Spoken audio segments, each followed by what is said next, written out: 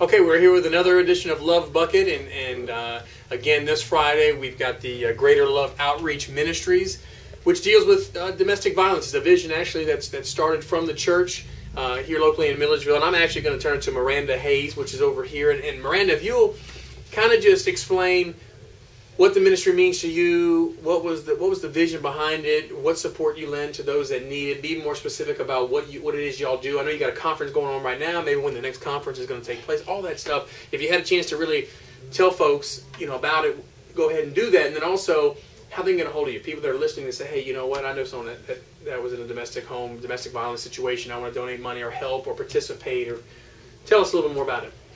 Well, I have to say that it all began probably about a year ago. Our church has been in existence about 14 years.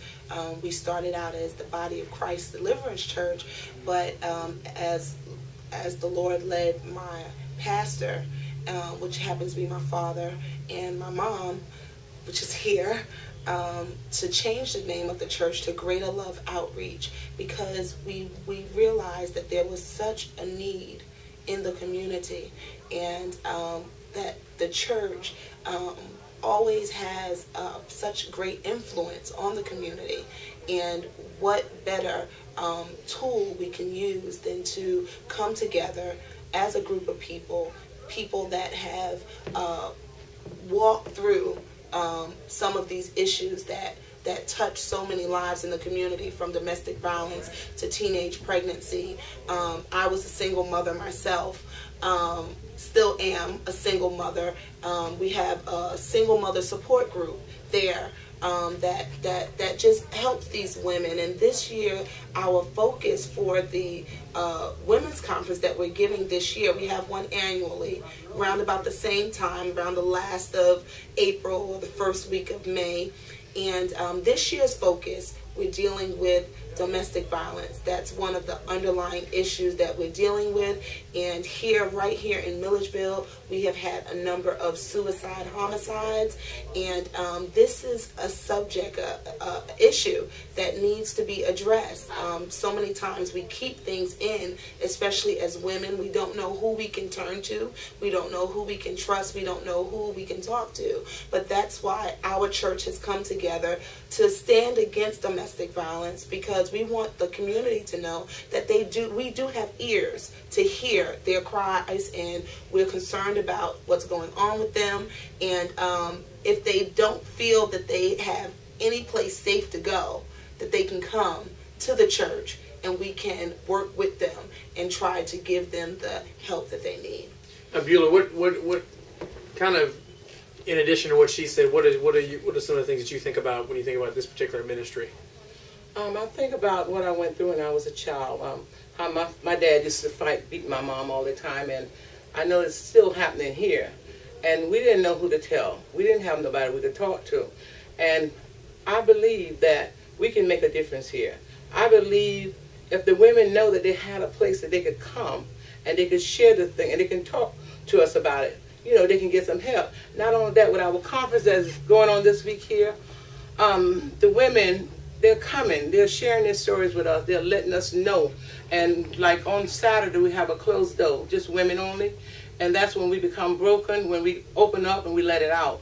And not only that, we have so many pastors that they're separated from their wives. We don't know the reason, because some of the pastors' wives, they can't talk to anybody because they have to keep that image up for their husband. But I'm telling you, if my husband beat me, I'm going to tell everybody. Mm-hmm. I'm not going to keep it quiet. I'm going to tell everybody, because I know what my mom went through. And I will not have it happening to me or nobody in my church.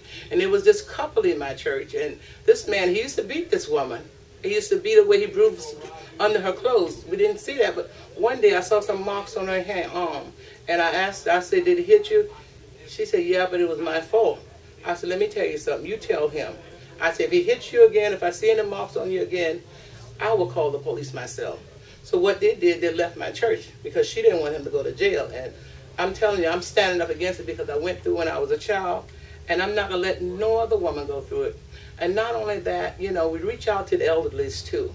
A lot of them are getting abused too. But what our thing is that we will reach out to the elderly, even in the homes. We'll go there and we'll work with them, and we're so grateful for this this love bucket that you're giving us, because a lot of that money we're gonna get care packages for the battered women, and even the nursing home. We're gonna fix a care package, and we're gonna give those people something too, because you know, you giving to us, we're giving back to the community. Sure. Well, and we really appreciate that you chose us to give this donation to, because we definitely need it. And I would like to say, anybody that have anybody in their family that you think that might be battered or hurt, let us know. Get in contact with us, okay? Because we are there to help. And even somebody that might have a story that they would like to share, we would love for them to come. We'll give them space on Saturday morning to come and talk about what's happening in the home. And a lot of times what we do, we hear something going on over there and we try not to be nosy, but I'm telling you, let's be nosy. Let's tell somebody. If you hear somebody sound like they're getting beat, what you do, you call the police, because that's what they're here for. Let somebody know. We've been keeping quiet long enough. It's time for us to break the silence and let people know that, you know, they don't have to keep it to themselves. If there's somebody they can talk to. The Greater Love Outreach Ministries, how do they get a hold of you? If somebody's watching, they want to contribute, they want to give some resources, or someone wants to donate their time and help you. Okay. All right. We're located at 102 Effingham Road, up the hill from the Dairy Queen.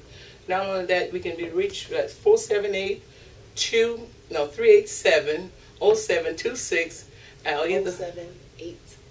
0786. Yes. One more time. Give the number one more time. Okay, you give it. 478-387-0786. Yes. Okay. Another cell number. And I'm sure only the people will use it that need it, but I'm extending myself because this is a real issue that's dear to our heart. And if someone really needs to talk to someone, they can reach me also at 478-251-8309. And I also would like to thank Evangelist Tucker, because she took our vision and she ran with it.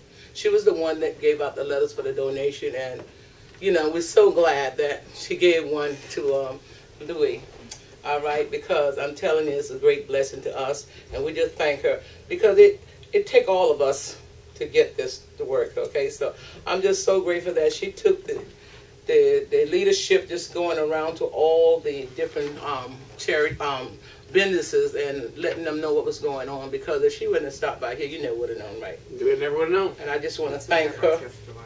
That's right. We never would have known. So if you're listening and watching, again, this is the Love Bucket. This is what we do here at Louie Herron Toyota. But more importantly than that, this is what they do. So if you're listening or watching and need help, need to reach out, you've got all the information. If you forgot all that, you can always go to LouieHerronToyota.com, and we will lead you to them with no problem. Thank you very much.